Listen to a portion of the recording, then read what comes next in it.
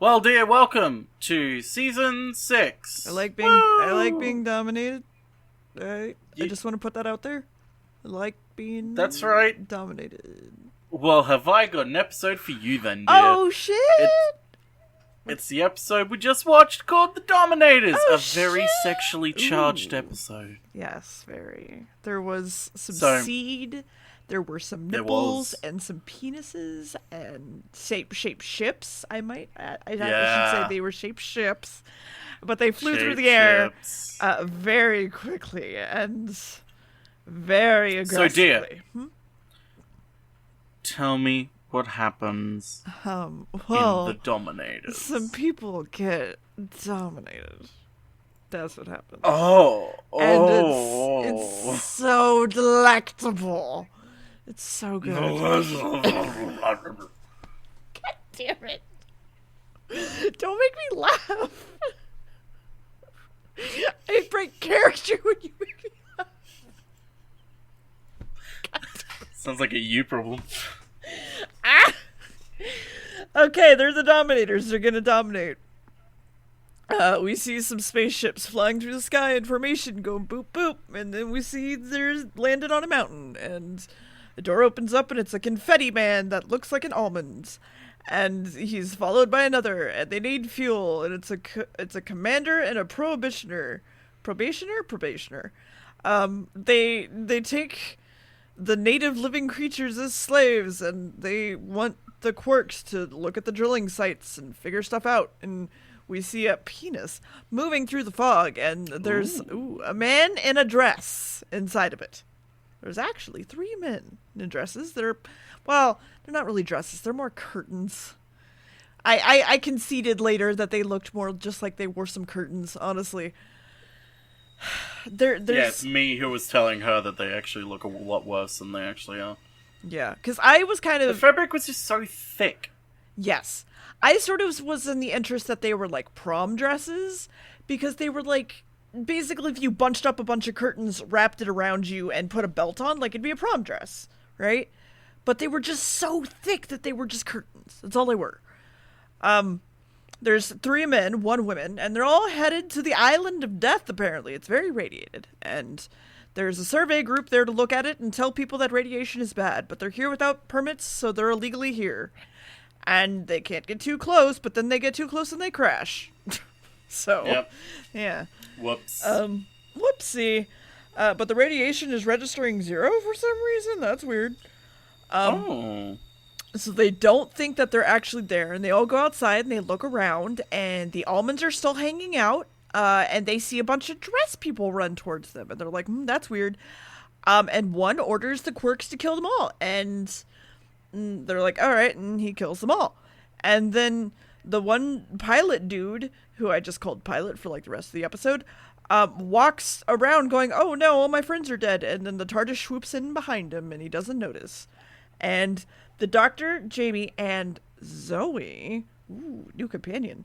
New companion. Yeah, all walk out, and they're like, all right, time for a holiday. For like the millionth episode, they're like, woohoo, holiday. They're never gonna have a holiday. Listen, they do sometimes. They're on another planet named Dalkus, and the Doctor hands Zoe a net, and he's like, everyone on this planet's nice and peaceful. Here's a beach ball, Jamie. Let's rest. And Dress Guy is headed back to his ship, but the corpse decide to go over and blow it up instead. And then Jamie's like, I heard something. And they're like, that's weird.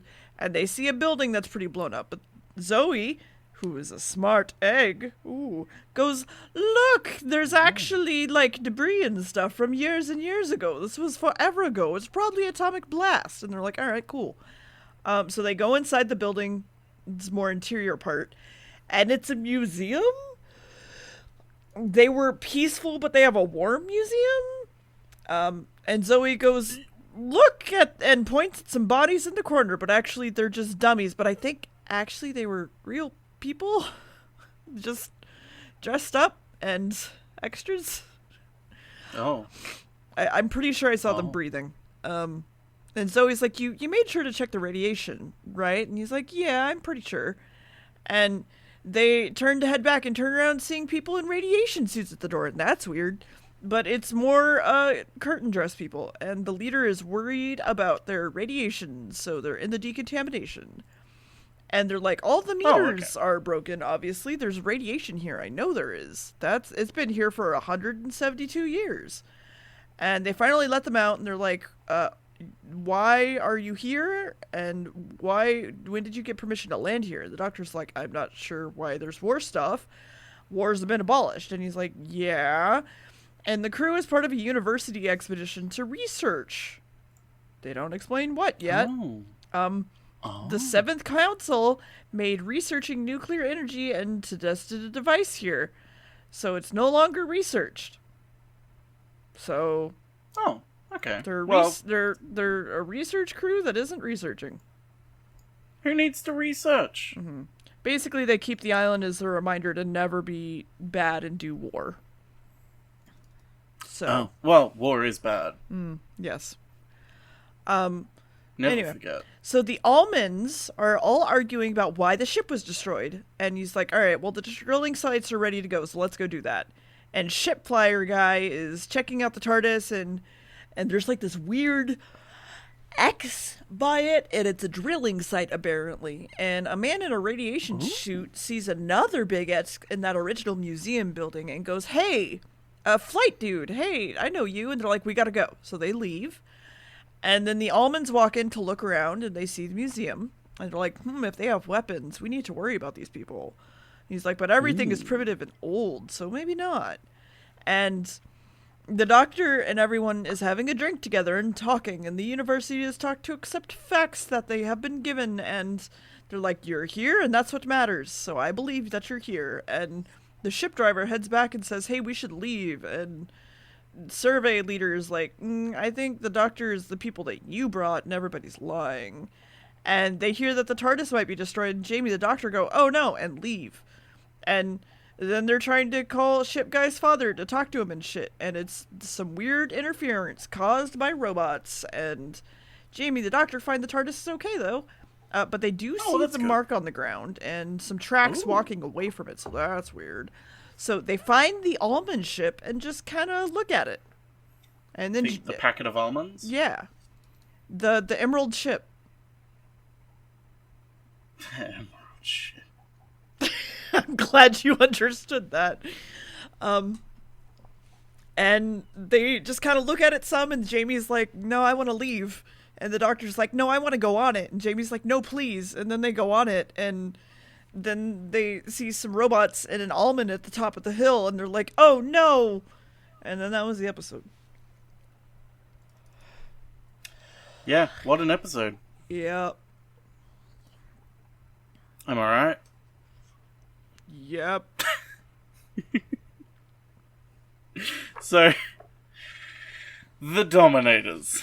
It was originally a 6-parter, but got edited down to 5 in the script stage by the script editor, which is why the final 2 episodes are a little bit faster paced. Basically, the writers of this, Mervyn Heisman and Henry Lincoln, weren't exactly happy with what was going on and what was with like how the story worked and how the story was implemented and everything, because like changes obviously had to be made because budgets and stuff, and they weren't really happy with everything. So they were like, listen, you're crediting us under a pseudonym instead. Yeah. Because we don't want to be fucking attached to this.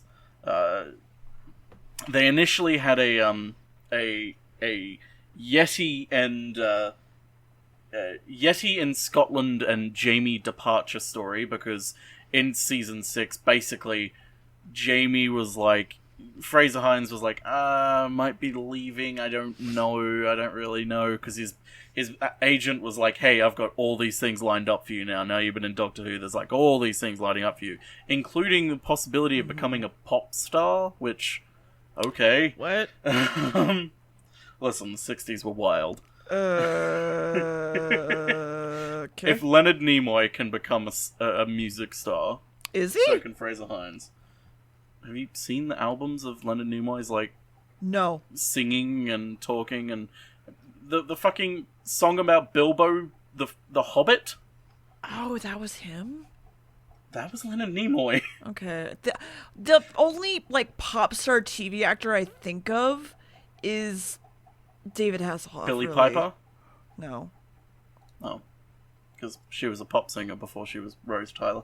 Anyway, they took their story that they had written that was meant to be like, if he decides that he does actually want to go, they basically slot that story in. They basically took it with them and were like, fuck you, we're not working on Doctor Who anymore, fuck you all, you can deal with this work, you're crediting us under this because we don't want to be attached to this piece of shit.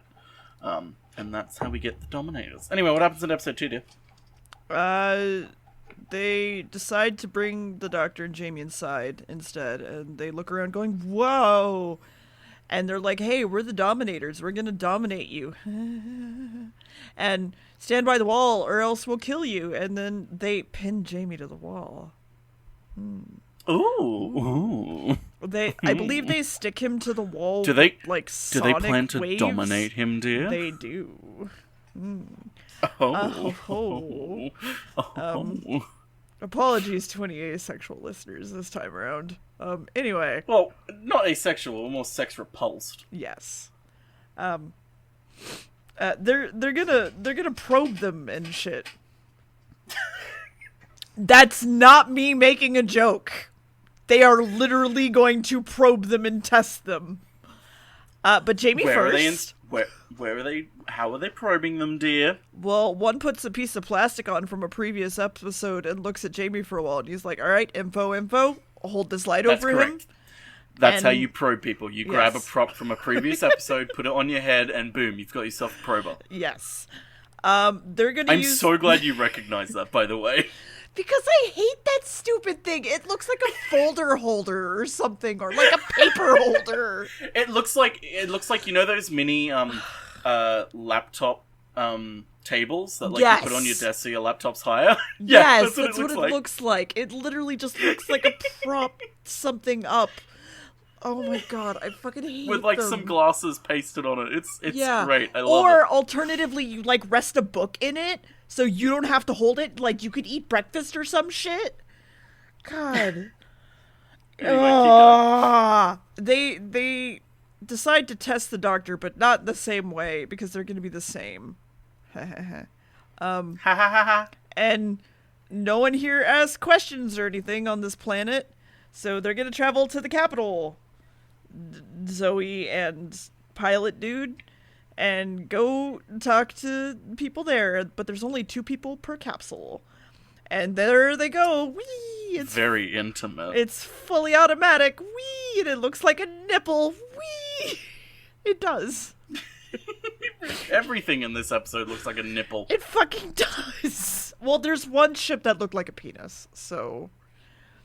Penises, nipples, same difference. Yes.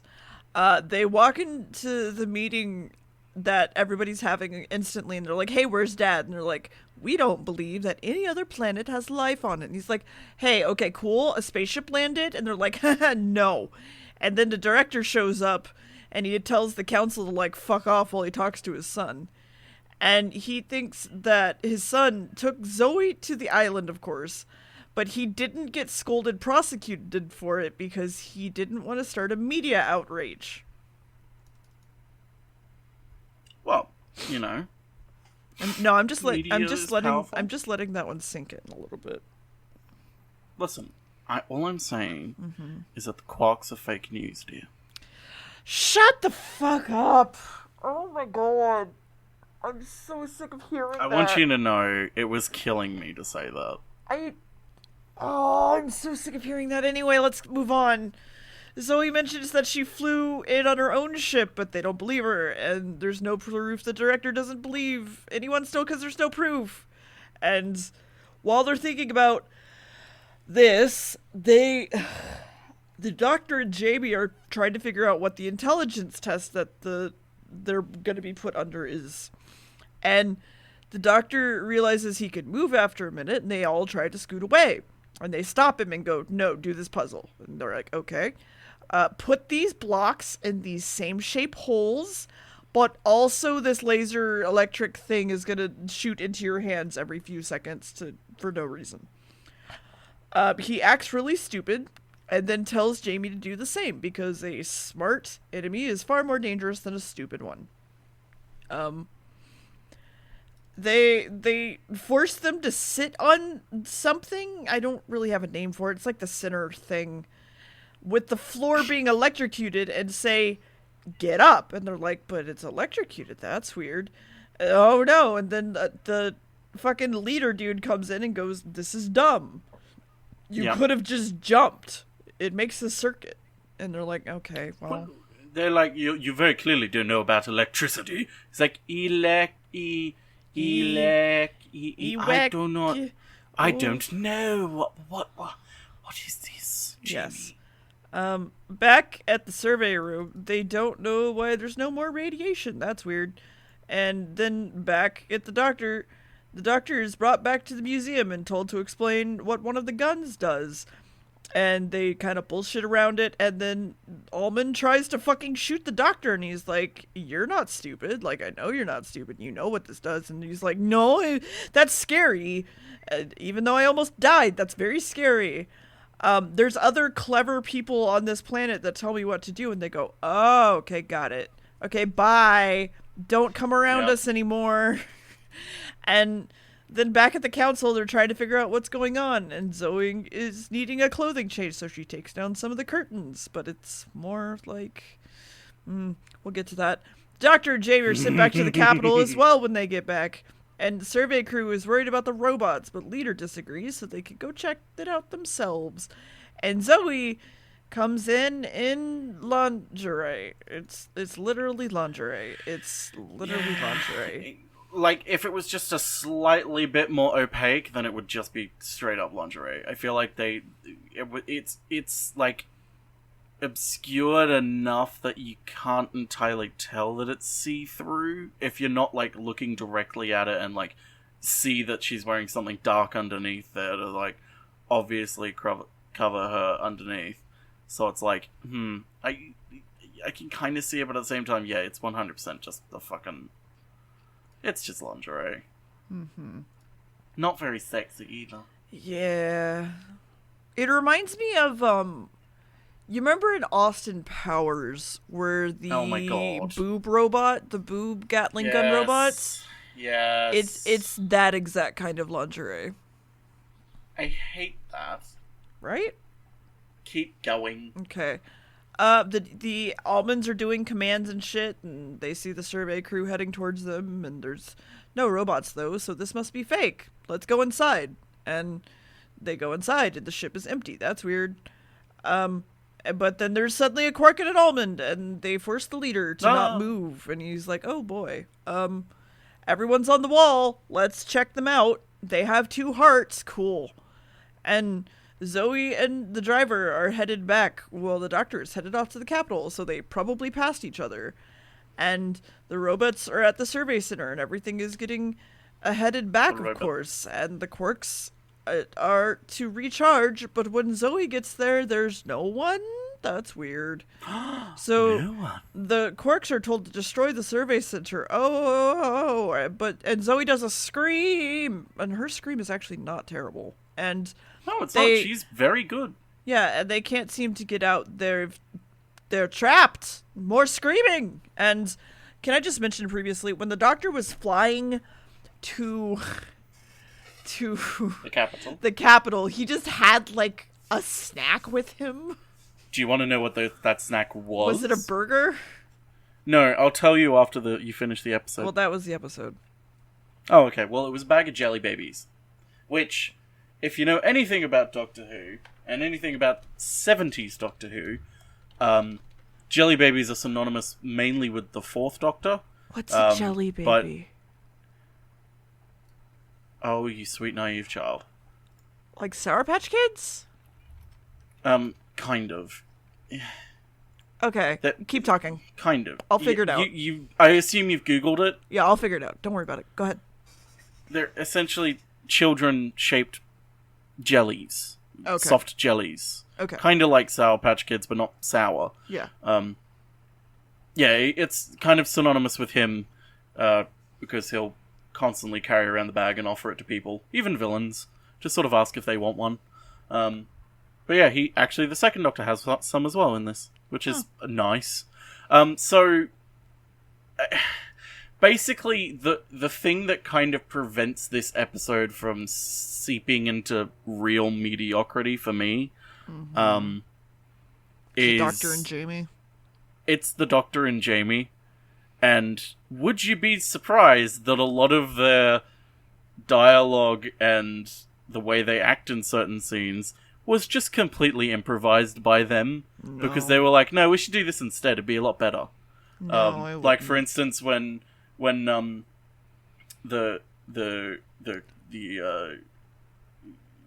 Jamie holds the gun, and they're like, what do we do with this? I know what to do. You put a cork in it, and then you point it. Like, that was completely him making it up as he went along. Like, that was all him. But yeah, Fraser Hines and Patrick Troughton have such a great chemistry as Jamie and the Doctor.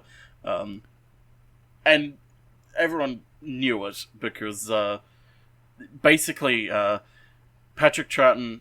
Fraser Hines wanted to leave last season with Victoria, but Patrick Troughton, basically kind of urged him to stay on, being like, hey, no, come on, stick with it, we can do this together, we'll leave together when we do leave, we can do this, come on, we're having fun. Yeah. And he ended up doing it. They ended up staying together, and I'm glad they did, because some of the best episodes, I think, of the 60s are in this season, although it also has some duds.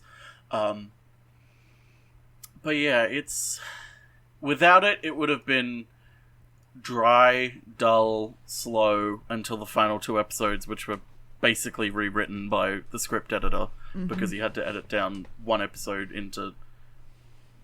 incorporate it into the other episodes, because it was now a 5-episode story. Which is why at the end it gets a lot better. But yeah, it's when Wendy Padbury, who plays Zoe, joins in with them as well, and as they go on, she starts to vibe with them too, and they all start to have a lot of fun together. And it's very clear that they all know what they're doing, and as we go along, you'll realize too why Zoe is one of my favorite companions. Gotcha. Because of the way she's allowed to be, essentially, in the stories. Yes. But yeah, what happens in the next episode, dear? Well, they're trapped inside. Stuff? Yes. They're trapped inside, and the capsule would just head to the capital, so there's no real escape. But let's try the door again, and it works, and there's a quirk at the door. And meanwhile, the Doctor and Jamie are asking where Zoe is. Where is she? But they know the Dulcians wouldn't have harmed her, so where is she? And meanwhile, Pilot and so on are being examined, and look at this brain. These are smarter. Time to test him. Put him on the drilling site. And the Doctor and Jamie go, oh no, and go back to the island. And this entire world of pacifism, and the leader goes, oh, this might be true. Pacifism. I'm tired. Sorry, Dear's not used to the concept. She's struggling with it. Shut the fuck up. What are you gonna do? Fight me? Proving my point? No, emotionally destroy you. My parents got to me before you could. Motherfucker, I could destroy you online. It's fine. They still keep talking in circles and being upset. And Zoe and the Pilot want to escape, and Zoe wants to make them weaker and shit. If they only had a laser gun. And survey crew is sent out to the drilling site, and the almonds aren't to destroy them. And the Doctor and so are talking about what's happened, and they send someone to check the island. They can come up with a plan, and they need to let them go to the island to check it out. But no one, if they let them go, the Dominators are... What? I love it when you trip on your own notes. But if they let them go, the Dominators aren't mean. They couldn't be that mean if they let them go. Better to do nothing than to do the wrong thing. It was just like 2 lines that back-to-back confused me. So the crew calls back to the survey, and they see that there's a robot there that fucked everything up. And the director goes, oh no. And the director and Jamie head back to the planet, even though there's a quirk waiting for them. And back at the museum, they're being told to do things and clear the area for drilling at the museum.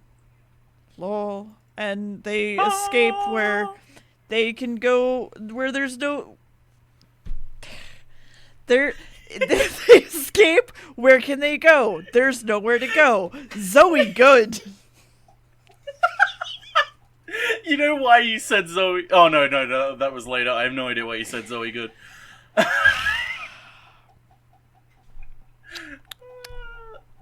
This is a fuck of a recording. Ah. Meanwhile, the doctor in the ship is pulling apart all of its internal things so that he can take over the autopilot. But there's no controls, so that's weird. It's probably up in the nose. Let me just crawl in there. And then the almonds transmit back to the fleet leader. And the almonds know Zoe is trying to rile everybody up. But then older survey man falls over and he's exhausted now. No, not older man. And I kind of just was like, why don't you just push a quirk over? They can't exactly get up. Yeah. To be fair, they end up doing that. Yes. And they also sort of kind of counteract me saying that in the first place just because Jamie tries to lift it up and he, like, can't. Like, he legitimately can't. I guess it's also because, like, A, the Dulcians are really weak, and B, there are always 2 quarks. So, like, you try and push one over, the other one will just shoot you. Yeah. Except for the times where they're by themselves, which is the time when they push one over. Mm-hmm. Well, God, it's fine. So the doctor found a box thing, and he's gonna steer it with the wires, and the director and etc. are talking over and saying we should trust the doctor, but also not really. He needs to bring up this next chairman to listen to what he says, because he's good with natural disasters. And he thinks the facts are non-conclusive, but the options are, if they're aggressive, we either fight, we submit, or we flee. And they're like, well, those all suck. And Jamie and the doctor have landed comfortably, and of course get out of the ship looking around, and they see some people down at the museum, because everybody's still at the museum moving around rocks, and they're thinking about how to revolt, and they talk about how there's a bomb shelter here somewhere. That should help. And they need to get down there and help everybody. Zoe is ready to do some shit, start a rebellion. So flight leader pretends to be weak and falls over so that he can go get the gun. But the gun I know why you said Zoe good. I just remembered why you said Zoe good. We'll get to that. The gun is short range, so I'm not really sure how this was supposed to go. Zoe falls over, pretends to give up, tells him to fire. Jamie comes up from behind the dude, shakes him and goes, "What the fuck are you doing?" He's like, "Oh no, you made me lose my shot. Everybody's heading back to the Dominators now." And the doctor is also headed that way, but is stopped by an almond. Almond questions where the fuck flight guy is, and Almond takes the quirks back to find him, and he's like, "You go back to the ship with everybody else." And he goes into the museum after Cully, and Jamie takes the gun to fight back. And then the quirks destroy the door, and Jamie shoots through the window and kills a single quirk. And Almond is very upset, and he's like, "Just destroy, please." And he can't make another shot, so they just leave while the place gets destroyed. Done. What's the episode? That's the episode. So the reason... So what happens is, Zoe, you were like, Zoe good, because they're all like, "There's no point in us fighting back. Like, we're too weak." And Zoe's like, "Fuck off, no. You gotta fight back. Like, we can actually do this. We just need to organize, and we can actually do this." I think she said something along the lines, if we don't fight back, we're nothing... Yeah, she was basically like, it's better to fight back and be free, rather than, basically submitting leads to slavery. So, like, either way, like, submission for them isn't really a choice, because the old man's like, no, we shouldn't fight back, it's not our way, and Zoe's just like, if you don't fight back, you're just gonna become slaves, be treated like shit, and die. Mm-hmm. Yeah, I believe it was something along that line. That's why you said Zoe good. Anyway, the quarks. Yes, let's talk about them. The quarks. So, dear, how would you feel if I told you that the quarks... I'm hoping they're children.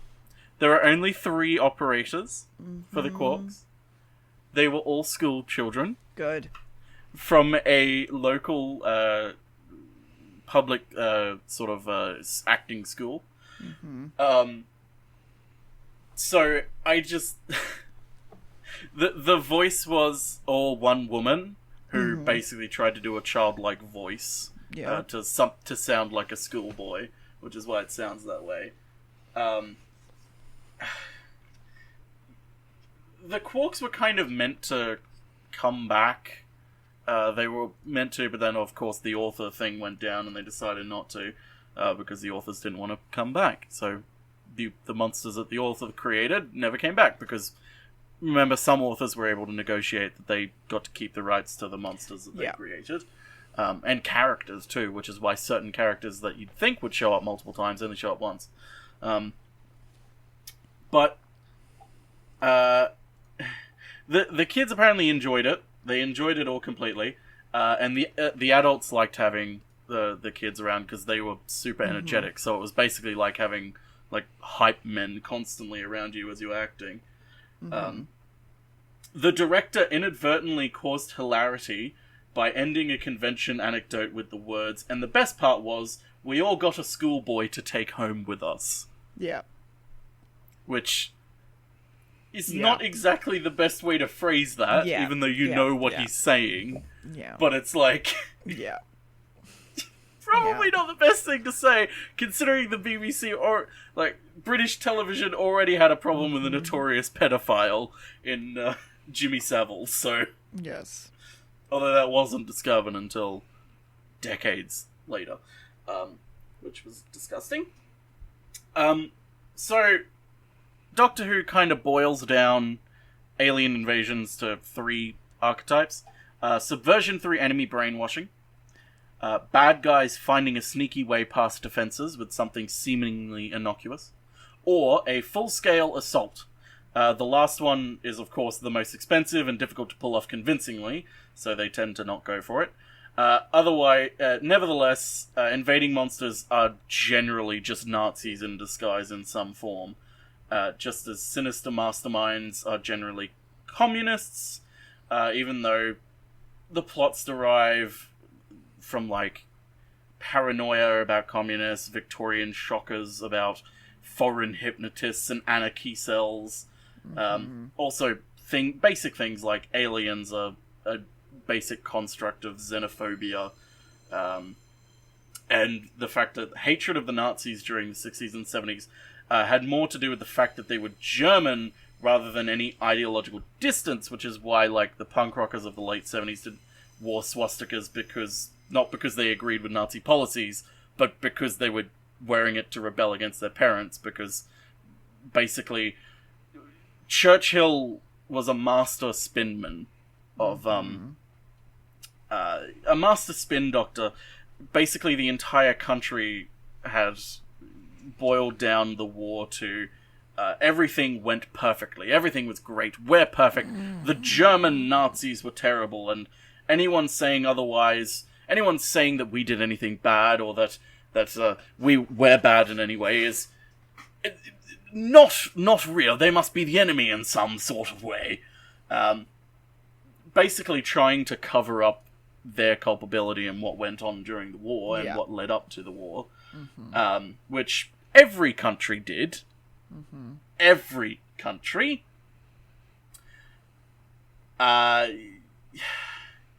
Basically, a lot of writers like to build on this for Doctor Who, as you know, and we'll see even further. Basically, this episode was kind of the wrong way to go about it, and was in the opposite direction of the writers sort of buying into the whole, we have to fight back with as equal force of violence. Because, look, this is what happens if you're a pacifist. If you're a pacifist, you'll just get run over. The negotiations lead nowhere. We have to be at war. Like, if you're a pacifist, you'll just get killed. Whereas, like, you know, a little bit more nuanced than that, but it's kind of the same sort of argument with the Thals and the Khalids back in the second episode, the Daleks, except it's kind of expanded out to a full episode, and it's written by someone who doesn't understand either side really that well. Yeah, very obviously. Yeah, which is why it's a wishy-washy episode that no one really likes that much. For instance, one of the books that I read for information, it has under the heading things that don't make sense, which they have for every episode. The first line is just, "This story still exists in the archive. The evil of the Daleks does not." God. Because the evil of the Daleks is a great episode, but it's not in the archive. But this one is. Yay. Every episode of this survived. Oh boy. Anyway, what happens in the next episode, dear? They destroyed everything. Cool. End of episode. Doctor thinks everyone's dead. Everybody's dead. Cool. Yeah. He needs some new companions now. So. I know the next companion. You don't. Oh. Is it Zoe? Well, Zoe's already a companion. Oh. Is it Jamie? Jamie's already a companion. Oh. Although, there are audio adventures and comics where Jamie has some adventures with the Sixth Doctor. That's fun. And also there's a few audio adventures where doctors swap companions with another one because of, like, time shenanigans going on. It's basically just an excuse to have, like, a third Doctor companion with the 10th Doctor. Yeah. Like, stuff like that.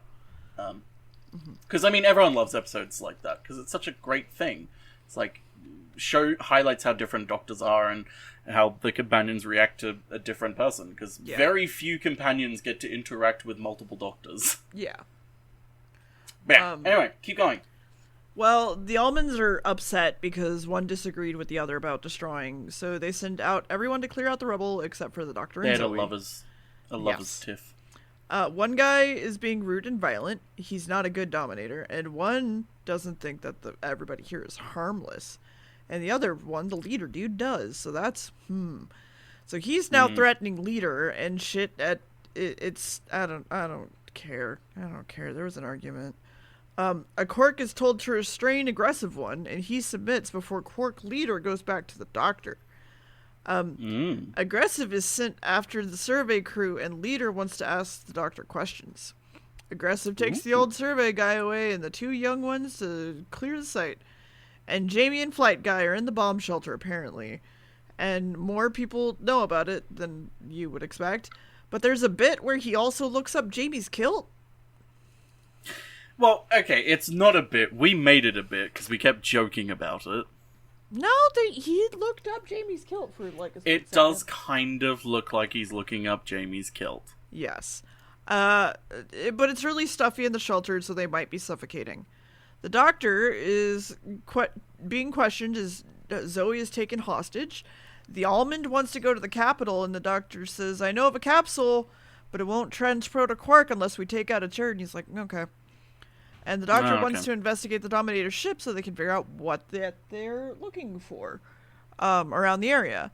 And down at the museum, they're ready to drill, and the old man has to move the drill, and commands are sent to Aggressive about what's happening, and he leaves.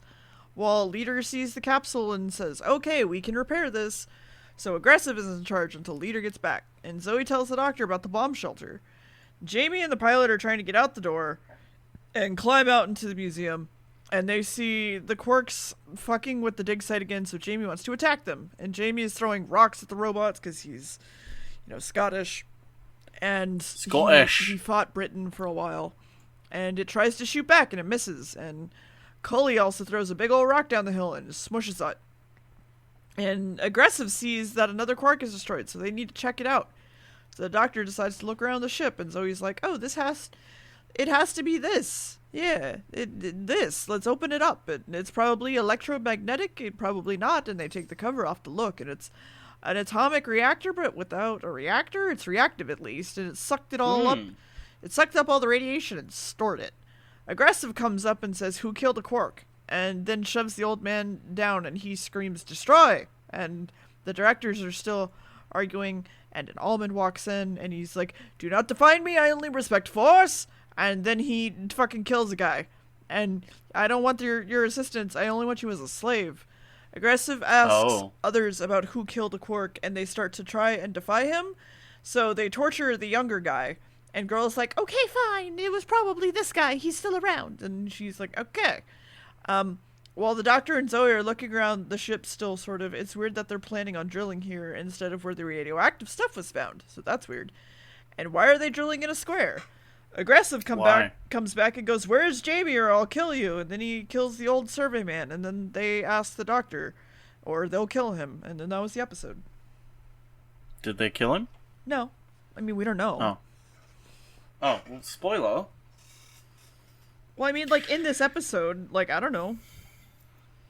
So, this episode is kind of special in that, and I'm gonna get depressing for a second.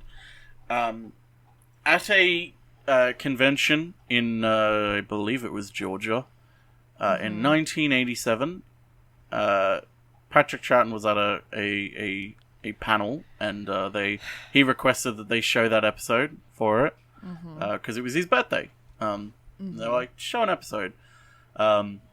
Even though during the panel, someone basically asked him, like, "What do you think of it?" "I think it's pretty dull." And he's like, "Yeah, it's pretty dull. It's not my favorite." The next episode's actually his favorite. But it's kind of special because, unfortunately, that weekend he had the third heart attack in his life, and it was large enough that it actually killed him. So, yeah, that's... Fuck human hearts, man. They're dumb.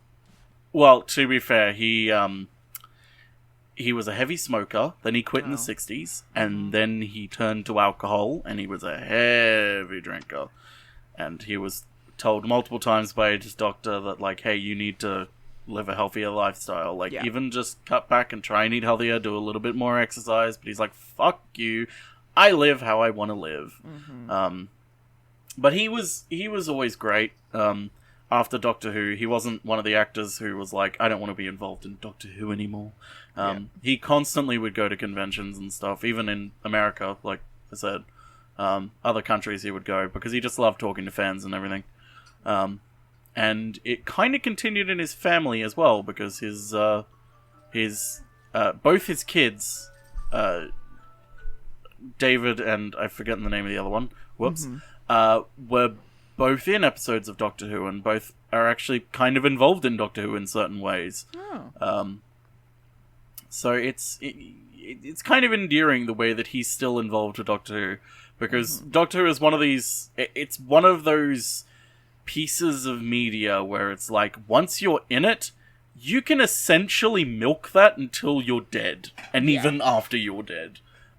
Because, like, especially if you're a companion or even a doctor, like, you could just spend the rest of your life doing that. Like, David Tennant, he regularly does audio dramas still, just because he loves doing it. He's one of the people who grew up with the show and absolutely loved the show as a fan, and then he got to become the Doctor himself, so it's like, any chance he can jump on to do projects, he does. Others, not so much. They try and distance themselves as far as possible, because they want to either be seen as a real actor, or they don't want to be typecast. Which is okay. Eventually, like, either they come back, or they come back in some degree, and the fans still love them. The BBC was not that kind to Christopher Eccleston, but we'll talk about that when we get to him down the line. And Matt Smith hasn't really been involved that much since he left, because he went to America to become a big actor, and I think the last thing I saw him in was that Terminator movie. Whoops. Karen Gillan has been more of a Hollywood actor than he has. But he'll probably come back. Maybe he'll do some audio adventures and stuff. Who knows? Like I said, Doctor Who is one of those things where you can just keep coming back as long as you want, because it's one of those things where stories can constantly be written. Gaps can constantly be filled. You can do whatever you want with whoever you want because it's just so malleable and accessible. Anyway, enough depression. What happens in the final episode, dear? I'm trying. I'm trying. I tried to get rid of my depression.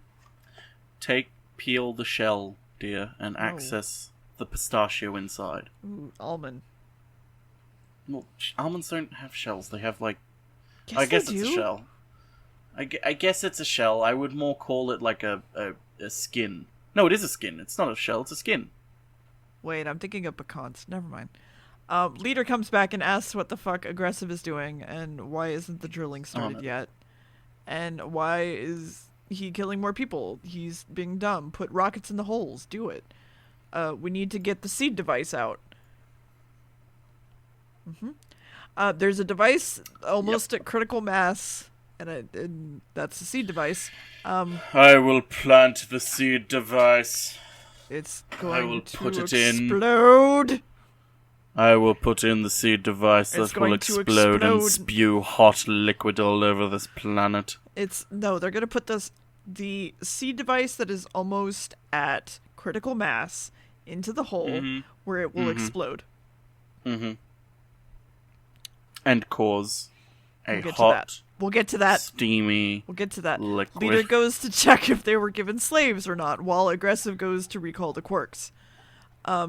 Jamie and Pilot are trying to blow up more shit before the quirks leave, and they both head back to the shelter that is now unblocked. Pilot points out that there's a survivor kit. A quirk with the Doctor and crew come back, but also Aggressive and more quirks are there, and they need to get the crew down into the bunker. So they get back to operating the drill thing while the crew just hangs around. And they're apparently planning on putting something in the earth, but then he goes, oh no! And Jamie sneaks up behind the quirk, wrapping up its feet and trip it over. And all of them get into the bomb shelter just before Aggressive comes to check, and they don't know where he went. That's weird. And he's like, destroy! But Leader comes by and he's like, what the fuck are you doing?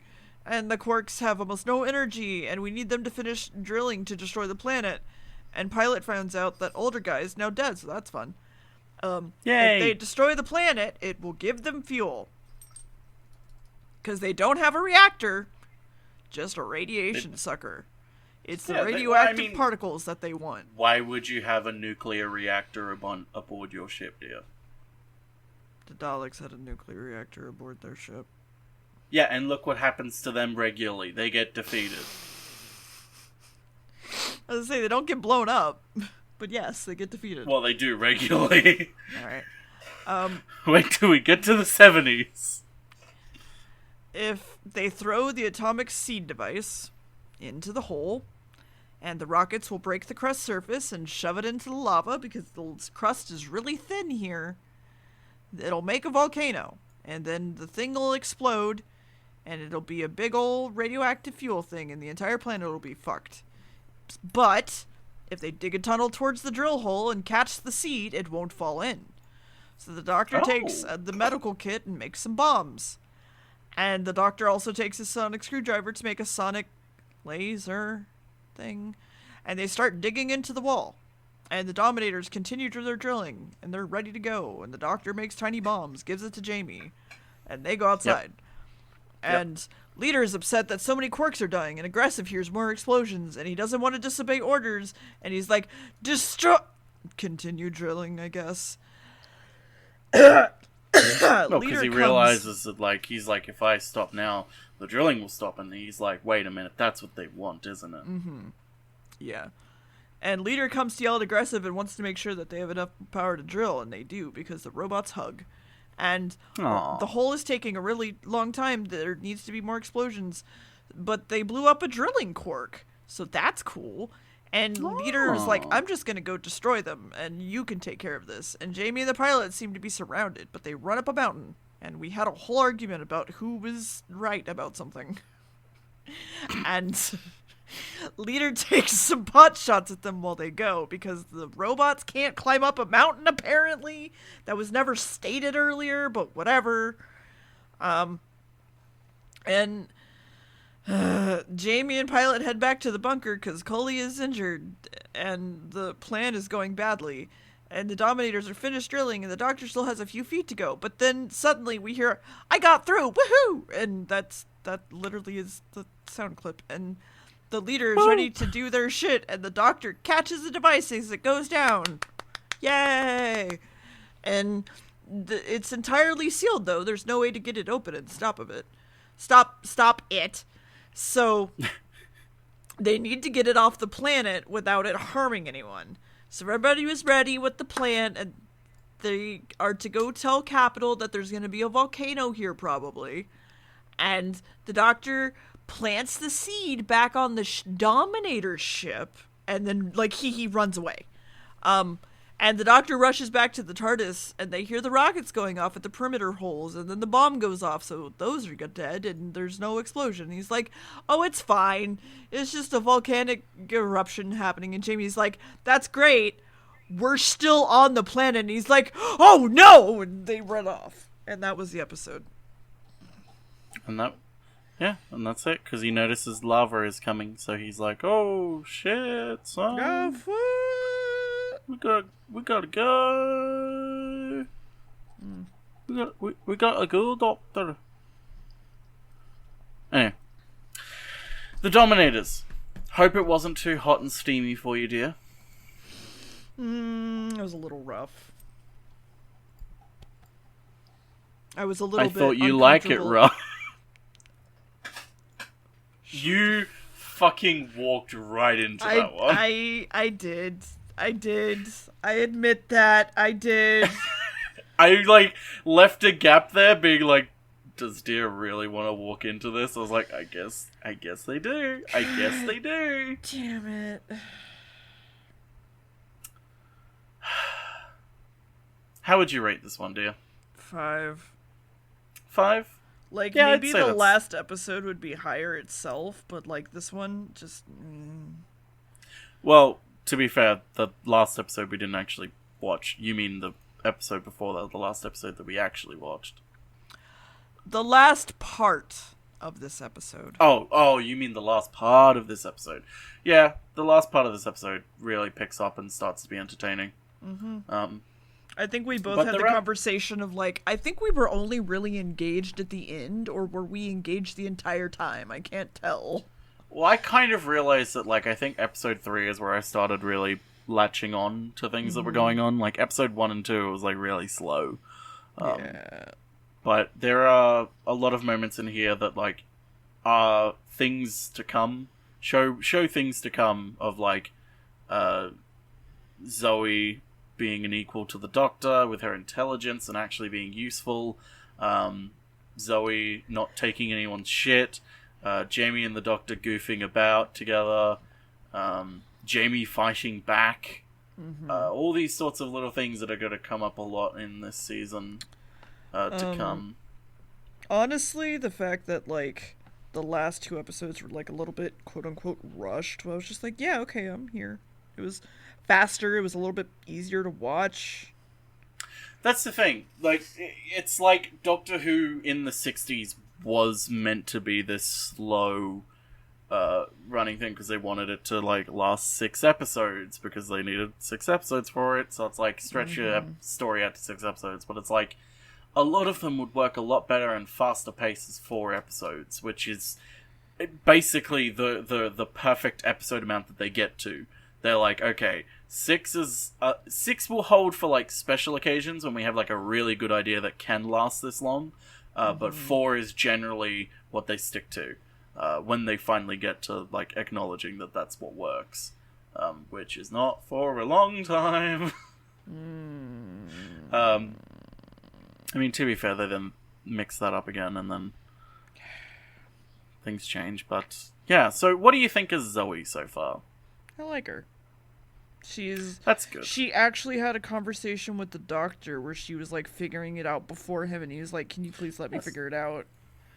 I like doing this. Please let me figure it out." And it's like, oh, okay. Yes, she absolutely surpasses the Bechdel test completely. Mm-hmm.